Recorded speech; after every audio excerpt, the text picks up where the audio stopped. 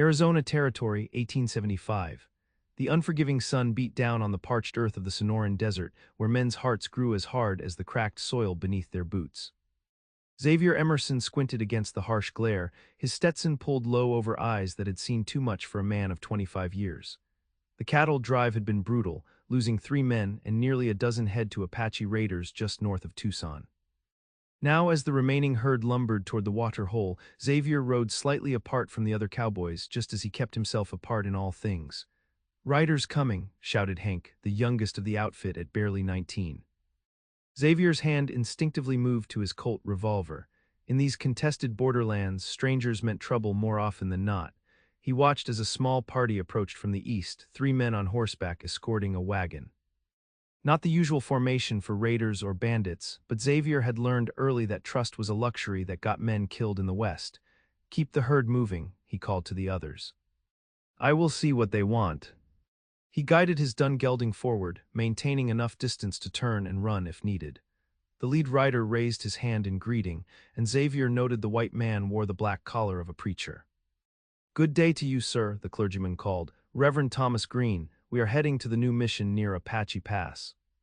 Xavier nodded stiffly. "Xavier Emerson, foreman for the Triple R. Water hole is just ahead if you have need." As the wagon drew closer, Xavier noticed a young woman sitting beside the driver. She wore a simple blue dress, and unlike the others, her features marked her clearly as Apache.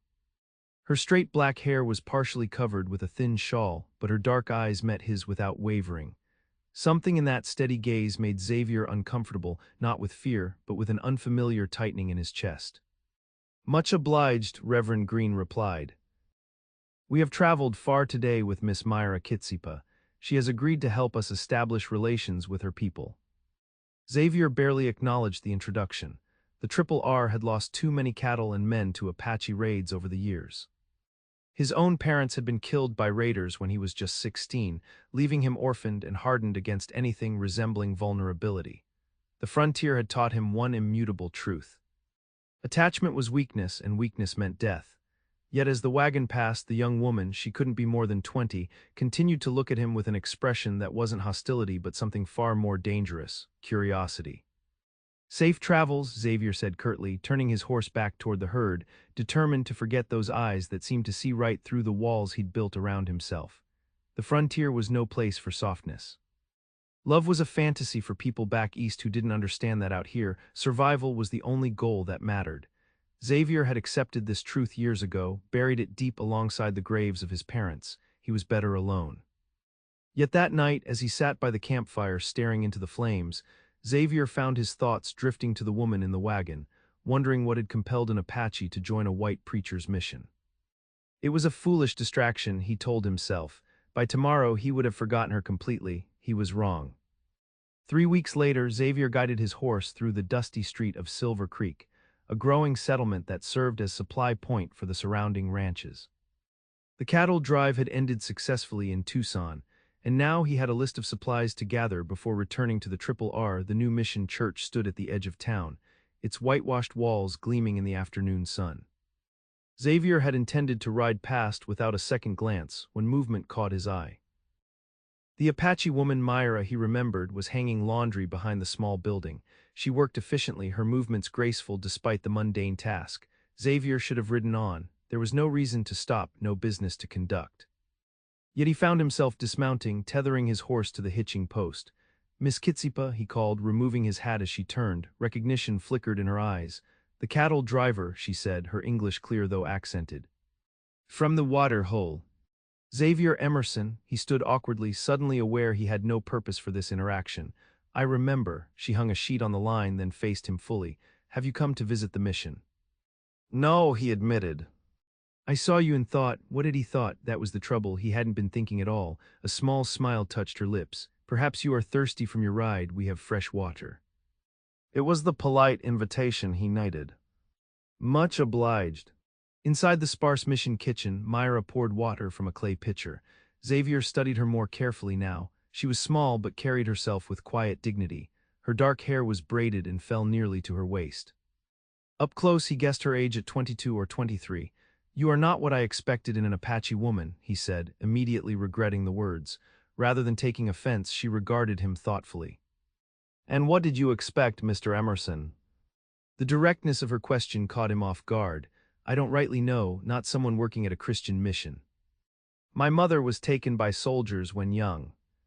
She lived among white people many years before returning to our people. She taught me English, taught me both worlds." Myra's voice remained calm, but Xavier sensed steel beneath her composure. "Reverend Green believes peace is possible. I help because I have seen too much death." Xavier's jaw tightened.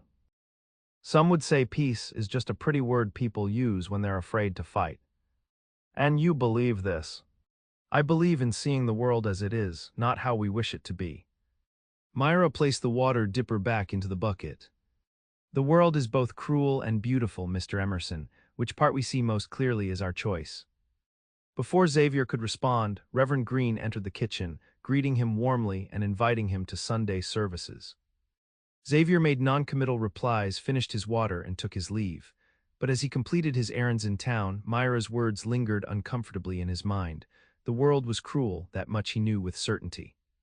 His parents' bodies, broken and bloody outside their burning cabin, had taught him that lesson permanently. The beautiful part, that was harder to find in a land where most living things bore thorns or fangs.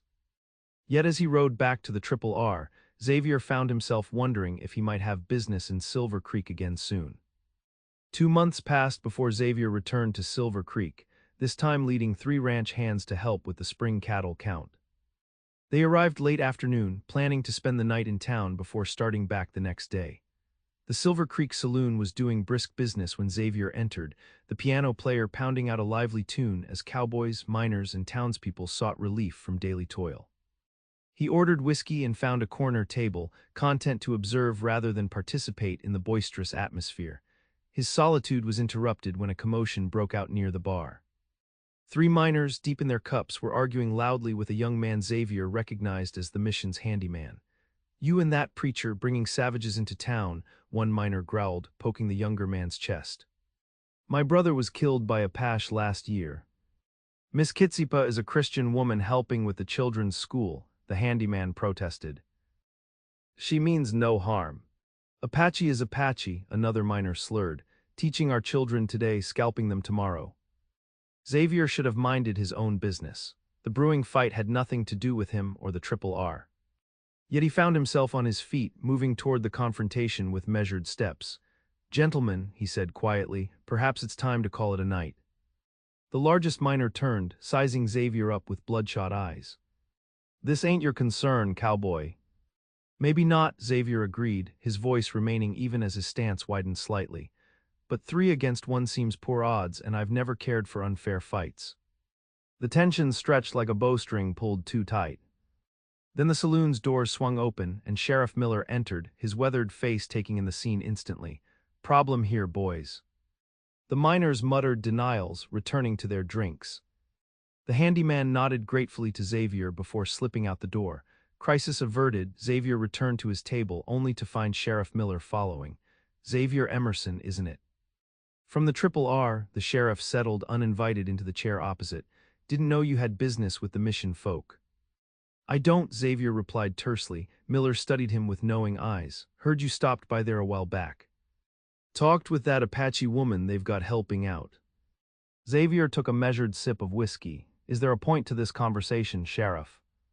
"Just friendly advice. Town's been on edge since the mission started bringing in Indians. Some folks lost family to raids, others are worried about their women and children." Miller leaned forward. "Staying clear of the situation would be the smart play for a man in your position." "And what position is that?" "Foreman of the biggest ranch in the county." "Man with a future," Miller stood, "just something to consider."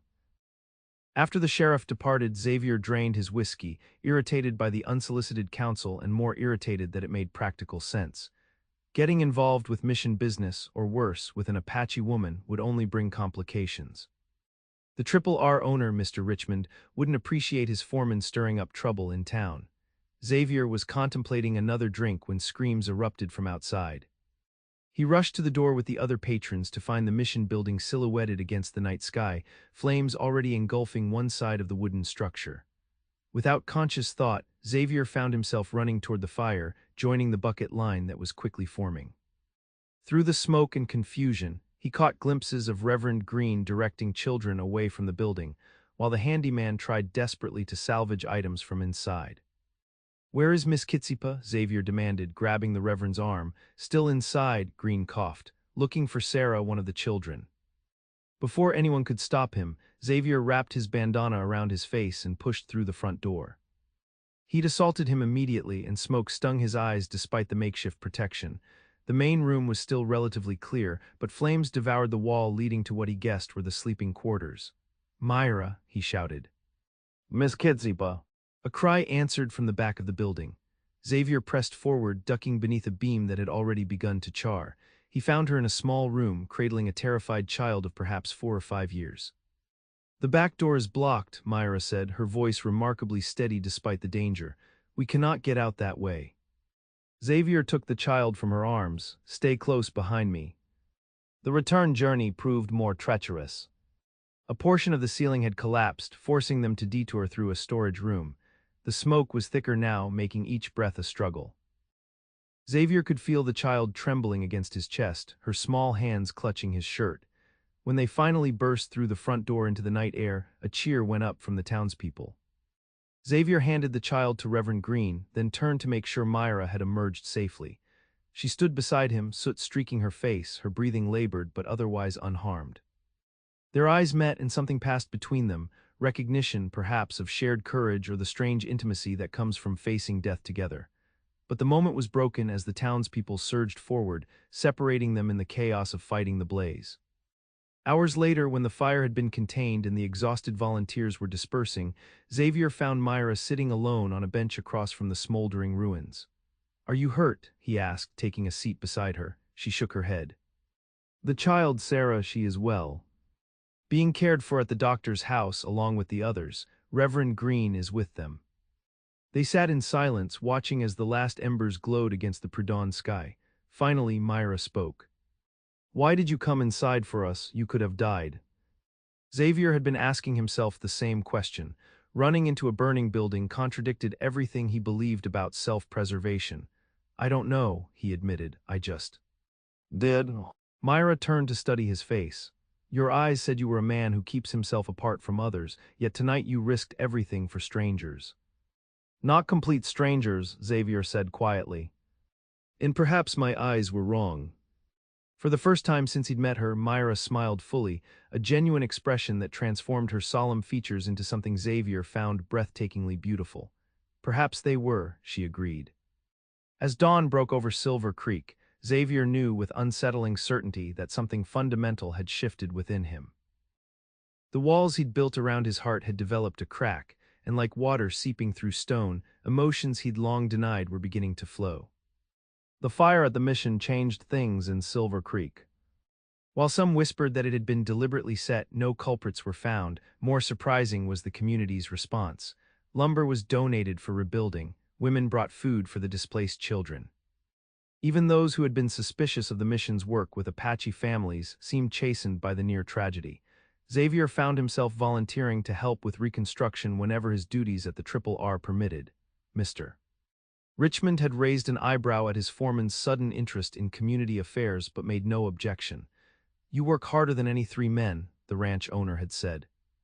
"If you want to spend your free time swinging a hammer for the preacher, that's your business." So on this bright June morning, Xavier found himself atop the mission's new roof, driving nails alongside other volunteers.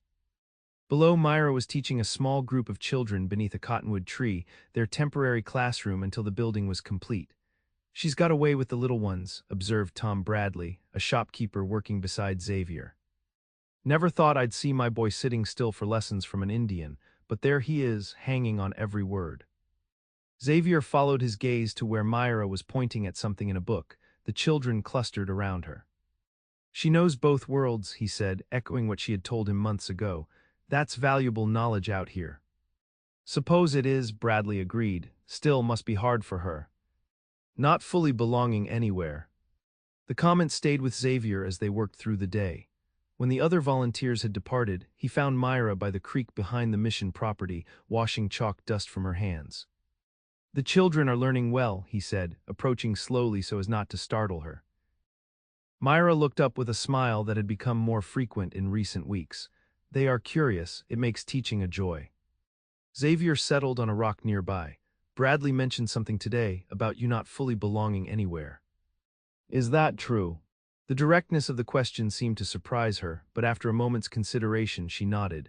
Among my mother's people, I am too white in my thinking. Among whites, I am too Apache in my blood. She dried her hands on her apron. But Reverend Green says God sees beyond such divisions. And you believe that? I believe there is something larger than the borders men create. Her dark eyes held his. What do you believe, Xavier? It was the first time she had used his given name, and the intimacy of it caught him off guard.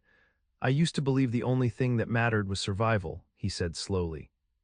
That caring for others was a weakness I couldn't afford. And now I'm not so certain. He picked up a stone, turning it over in his hands. My parents were killed by Apache raiders when I was 16. For years, I've carried that pain like a brand, used it to keep people at a distance.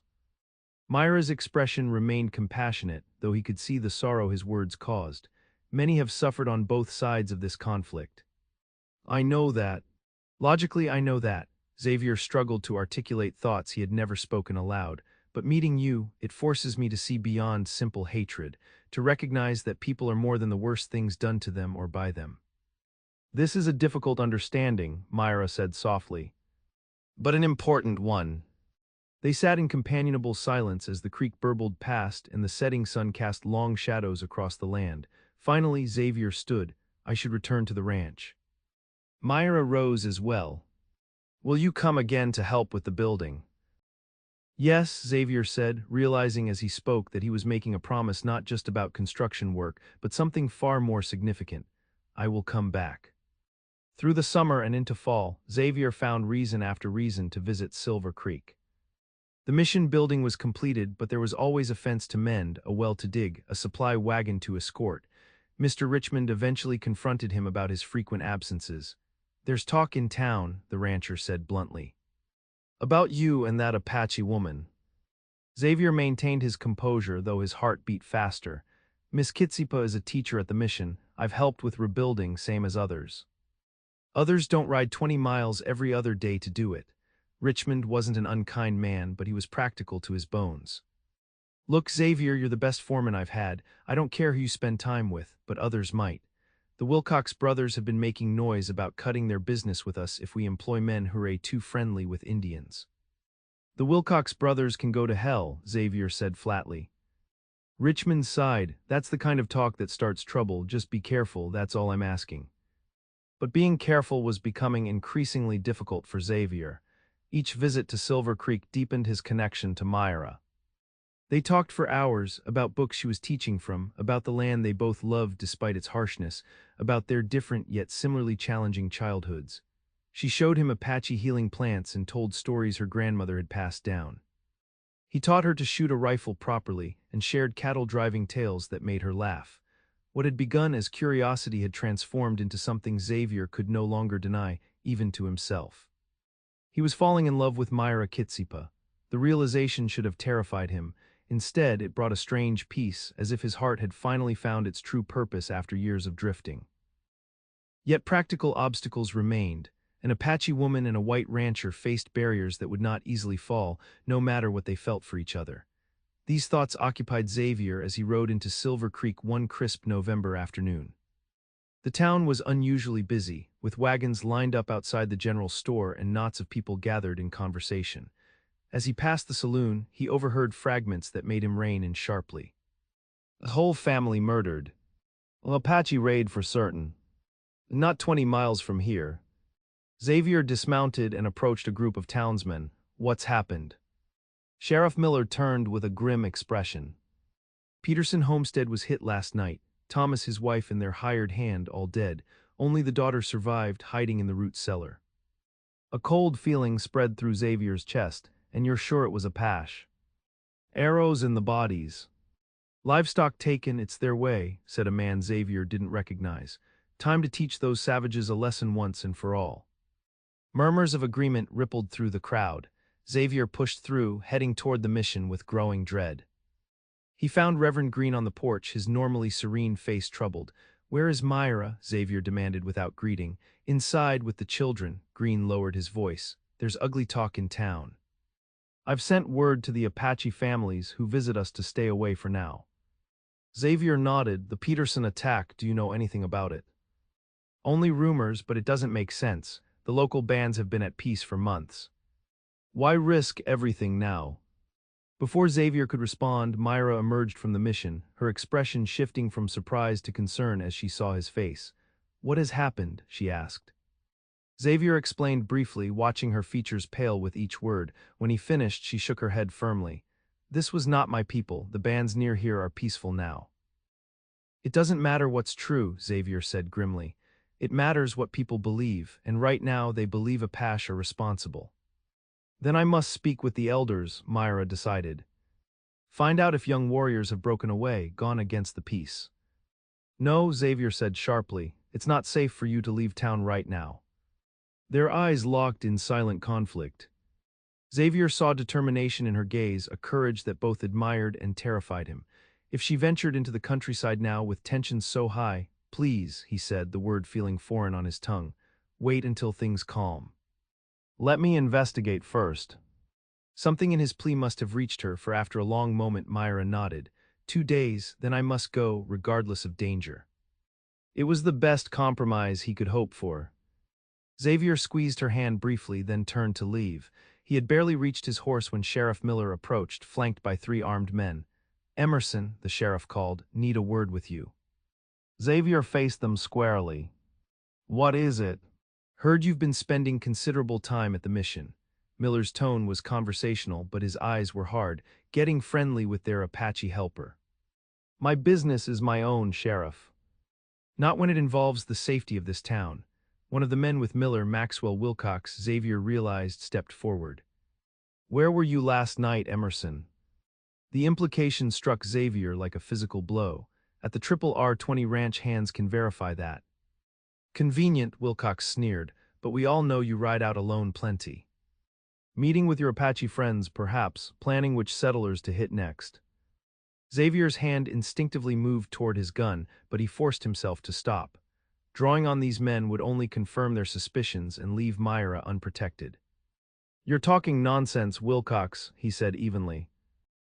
"I had nothing to do with the Peterson attack, and neither did anyone from the mission." "We'll see about that," Miller said. "For now I'm watching you, Emerson, and her." He nodded toward the mission.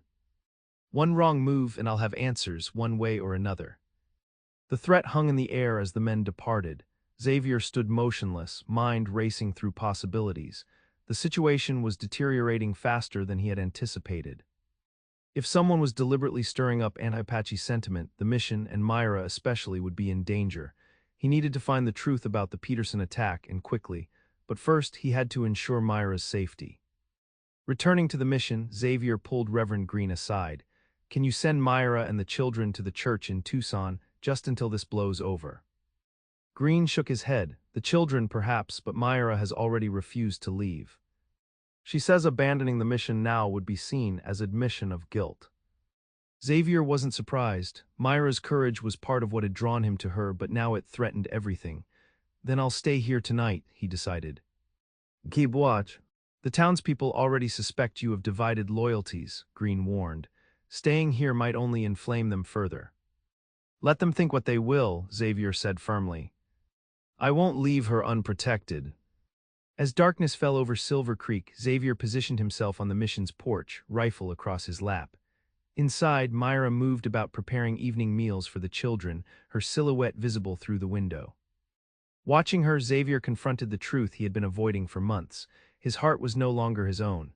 Somehow, this woman had breached defenses built over years of solitude and grief. And now, when she needed him most, he feared he might fail her simply because of who they were born to be. The night passed tensely but without incident. At dawn, Xavier rode out to the Peterson homestead, determined to see the evidence for himself. The attack had been brutal, the bodies already buried by neighbors. But as Xavier examined the arrows left behind and the pattern of the raid, details nagged at him. The arrows were Apache in style, but something about their construction felt wrong. And the raid itself had been unusually sloppy, valuables left behind, food stores untouched. It felt staged, but by whom? Xavier was examining hoof prints near the creek when he heard horses approaching. Ducking behind a stand of brush, he watched as Maxwell Wilcox and three other men rode up to the homestead. They dismounted, talking in low voices as they entered the burned-out cabin. "Should be convincing enough," Xavier heard Wilcox say. "Sheriff's already rounding up men for a search party." "What about the Mission Indians?" asked another. "They'll be dealt with," Wilcox replied coldly, "one way or another." The men emerged minutes later carrying what looked like a bundle of cloth, which they secured to one of the saddles before riding off. Xavier waited until they were well away before emerging from his hiding place, a sick feeling in his stomach. The pieces were falling into place, a manufactured Apache raid, designed to inflame the town against the mission and its work. He needed to warn Mira immediately. Xavier rode hard back to Silver Creek, but as he approached the town, he saw smoke rising from the direction of the mission. Fear gripped him, spurring his horse to greater speed. Breaking through the tree line, he was confronted by a scene from his nightmares. A crowd had gathered outside the mission. At its center stood Sheriff Miller and Maxwell Wilcox. Between them, held firmly by two men, was Mira. Her face was bruised, her clothing torn. Behind them, smoke poured from the mission's storeroom. "We found these in her quarters," Wilcox was saying loudly, holding up items Xavier recognized from the Peterson homestead. Proof she was involved in the raid. "That's a lie," Myra's voice rang out clearly despite her obvious mistreatment. "Those were planted there." Silent Savage, one of the men holding her, struck her across the face, drawing blood from her lip. Rage and terror propelled Xavier forward. He dismounted in one fluid motion, drawing his revolver as he pushed through the crowd. "Let her go," he commanded, his voice deadly quiet. The crowd parted, all eyes turning to him. Sheriff Miller's hand moved to his own gun. "Stay out of this, Emerson. We have evidence she was involved in the murders." "Evidence Wilcox planted," Xavier countered, not lowering his weapon. "I saw him and his men at the Peterson place this morning, taking items to frame her." Wilcox's face contorted with fury. "He's lying. He's been bewitched by this Apache whore." "Watch your mouth," Xavier said, his finger tightening on the trigger, "and explain why you were at the Peterson homestead today if you're so innocent." Uncertainty rippled through the crowd. Many knew Xavier as an honest man, not given to wild accusations. "This is absurd," Wilcox blustered. "Sheriff, arrest him too. He's obviously in league with her." Miller hesitated, clearly unwilling to escalate the situation further. In that moment of indecision, Reverend Green stepped forward from where he had been forcibly held back by townspeople. "Friends, please listen," he implored. "Miss Kitseepah was teaching children when the Peterson family was attacked. She never left the mission. Many of you can verify this. Your own children were in her care." Several townspeople shifted uncomfortably as the truth of his words sank in. A woman spoke up hesitantly. "My Sarah was at her lesson that whole day. Miss Kitseepah read to the children until sunset." "My boys too," added another parent. "They didn't come home until after dark." The mood of the crowd began to shift. Sheriff Miller, sensing the change, motioned for the men to release Mira. She stumbled forward and Xavier holstered his gun to catch her, supporting her weight against him. "This proves nothing," Wilcox snarled. "She could have accomplices, other Apache. Or the real murderers could be standing right here," Xavier said pointedly. "The Peterson's water rights adjoined your northern pasture, didn't they, Wilcox? Rights you've been trying to buy for years." Gasps and murmurs spread through the gathering as connections were made. Sheriff Miller's expression darkened as he turned to study Wilcox with new suspicion. "Is that true, Maxwell?" "This is outrageous." Wilcox's face had reddened dangerously. "You believe this ranch hand over me? My family built this town." "Your family bought this town," corrected an elderly man near the front of the crowd. "And they've been buying everything else since, including, it seems, murder." The situation might have dissolved into chaos, then if not for the arrival of a military patrol from Fort Bowie. The captain, a weathered man named Jenkins, quickly assessed the scene. "What's the meaning of this?" he demanded. Sheriff Miller explained the situation in halting phrases. As he spoke, Xavier kept his arm firmly around Mira, feeling her trembling against him despite her outward composure. Captain Jenkins listened impassively before addressing the crowd. "The Peterson murders have already been solved. We captured 3 deserters from the 7th Cavalry 2 days ago. They confessed to the killings and several other attacks they've disguised as Indian raids to cover their tracks." The revelation sent shockwaves through the assembly. All eyes turned to Wilcox, whose face had drained of color. If that's the case, Sheriff Miller said slowly, then the evidence found in Miss Kitseepah's quarters was indeed planted. He turned to Wilcox. And I'd be interested to know why. Wilcox, seeing his scheme unraveling, made a desperate play. In one swift movement, he drew his pistol and grabbed the nearest person, a young boy of perhaps 10, holding the gun to the child's head. "Stay back," he shouted. "I'm riding out of here, and anyone tries to stop me, this boy dies first." Time seemed to slow as Xavier assessed the situation. Wilcox was barely 6 feet away, using the child as a shield. Any shot risked hitting the boy. The crowd had frozen in horror, mothers weeping, men afraid to move. It was Mira who acted. In a motion so fluid it seemed choreographed, she slipped from Xavier's grasp and threw a handful of the chalk dust that still clung to her pocket directly into Wilcox's eyes. The man howled, momentarily blinded, his grip on the child loosening just enough for the boy to wrench free. Xavier lunged forward, tackling Wilcox to the ground as the gun discharged harmlessly into the air. Within seconds, Sheriff Miller and Captain Jenkins had secured the thrashing man. "Maxwell Wilcox, you're under arrest for attempted murder, kidnapping, and I suspect we'll find evidence of your involvement in the Peterson situation as well," Miller announced grimly. As Wilcox was led away, cursing and threatening, Xavier turned to find Mira swaying on her feet. He reached her just as her knees buckled, gathering her gently into his arms. "I've got you," he murmured. "You're safe now." For the first time since he'd known her, Mira allowed herself to appear vulnerable, burying her face against his chest as tears finally came. Xavier held her, oblivious to the stares of the townspeople still gathered around them. In that moment, with her life in his hands and his heart laid bare for all to see, Xavier Emerson knew that the walls he had built around himself had not merely cracked, they had crumbled entirely, leaving him both terrified and exhilarated by what would grow in their place. The following weeks brought significant changes to Silver Creek. Maxwell Wilcox and 2 of his ranch hands were jailed awaiting trial for their roles in framing Mira and potentially conspiring in the Peterson murders. The town, chastened by how close they had come to a terrible injustice, made efforts to repair relations with the mission.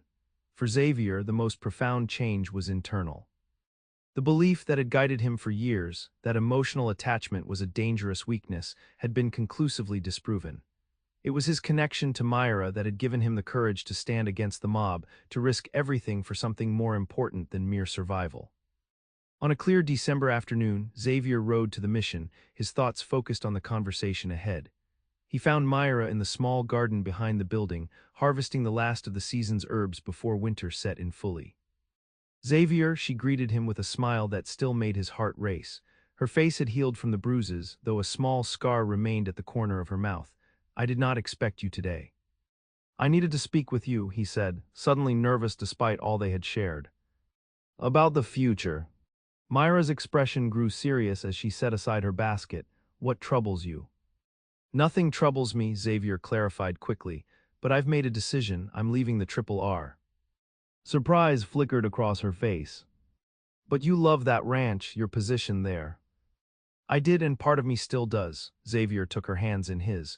"But Mr. Richmond made it clear he doesn't approve of my feelings for you. Says it's bad for business." "I see." Mira's voice was carefully neutral. "And these feelings, have you spoken of them to me?" Xavier felt heat rise in his face. For all they had endured together, he had never actually declared himself plainly. Always there had been some barrier of propriety or circumstance. "No," he admitted, "but I hoped you knew." "Perhaps I do," her dark eyes held as steadily. "But some things should be said aloud, Xavier Emerson." He took a deep breath. "Mira Kitseepah, I love you. I have loved you since you told me the world was both cruel and beautiful and helped me see beyond my own pain. I love your courage, your wisdom, your grace in a world that has not always been kind to you." He squeezed her hands gently. "And if you'll have me, I want to build a life with you." Mira's composure finally broke, a radiant smile transforming her face. "I have loved you too, from the moment you ran into a burning building for a child you did not know, when you looked at me not as Apache or white, but simply as myself." Relief and joy flooded through Xavier. He pulled her close, kissing her with all the emotion he had held back for too long. When they finally parted, both breathless, he rested his forehead against hers. "I've bought land," he told her. "A small spread south of here near the border of Apache territory. Good water, decent grazing, not much compared to the Triple R, but it could be a home, our home. Our home, Myra repeated softly, but there will be difficulties. Not everyone will accept us.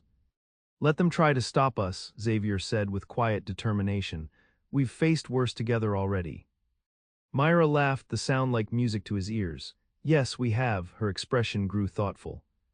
My mother's people have a belief that souls recognize each other across time, that some bonds are written in the stars long before we understand them.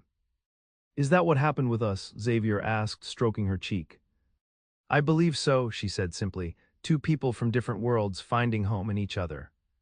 As the winter sun cast long shadows across the mission grounds, Xavier held Myra close, marveling at the journey that had brought them to this moment. From the ashes of his parents' death and the harsh lessons of the frontier, he had found not hardened survival but something far more precious. The courage to love despite uncertainty, to build rather than simply endure. The West would always be wild, the future unpredictable, but together they had proven stronger than the forces that would divide them, and in that strength Xavier had finally found the peace that had eluded him since childhood.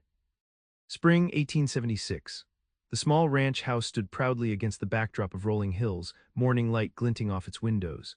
Outside, Xavier loaded supplies into a wagon while nearby, two young Apache boys helped tend the small herd of cattle that represented the beginning of their enterprise. The door opened and Myra emerged, her simple dress complemented by a colorful Apache shawl, a wedding gift from her grandmother. In her arms, she carried a bundle that Xavier still viewed with wonder. Their month-old daughter, tiny features peaceful in sleep.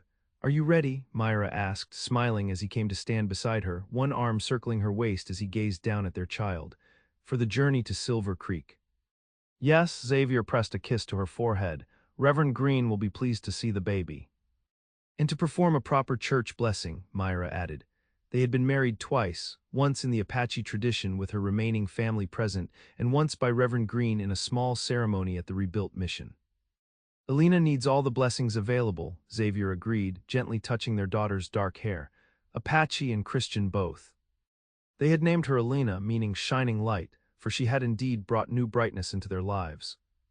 Her existence embodied the bridge they were building between cultures, between past wounds and future hopes. As they set out for town, Xavier reflected on the profound changes of the past year. The Triple R continued operations under a new foreman. Maxwell Wilcox awaited trial in Tucson. The mission flourished, with increased acceptance from the townspeople after the near tragedy that had revealed the truth about the false Apache raids. And Xavier Emerson, once determined to need no one, now found himself surrounded by family. The ranch was modest compared to the vast Triple R, but it was theirs. The work was challenging, but they faced it together. Some neighbors avoided them, uncomfortable with their union, but others had proven supportive, recognizing the same qualities in Myra that had captured Xavier's heart. What are you thinking? Myra asked as the wagon rolled steadily towards Silver Creek. Xavier smiled, taking in the sight of his wife and daughter against the backdrop of the land he loved. That the world truly is both cruel and beautiful, he answered, and that you were right, which part we see most clearly is our choice. Myra's free hand found his, their fingers interlacing with the ease of two people who had found in each other not just love, but home. Ahead the frontier stretched endlessly, still wild, still dangerous, but no longer empty. For a man whose heart had once been closed tight against hope, Xavier had discovered the most unexpected truth of all. That opening himself to love had not made him weaker, but immeasurably stronger. Strong enough to build something lasting in a land where most things were fleeting. Strong enough to embrace a future where differences were not barriers but bridges. And as their daughter stirred against Myra's chest, opening eyes that held the promise of two worlds united, Xavier knew with absolute certainty that no treasure of the West could compare to what he had found when he finally allowed himself to love.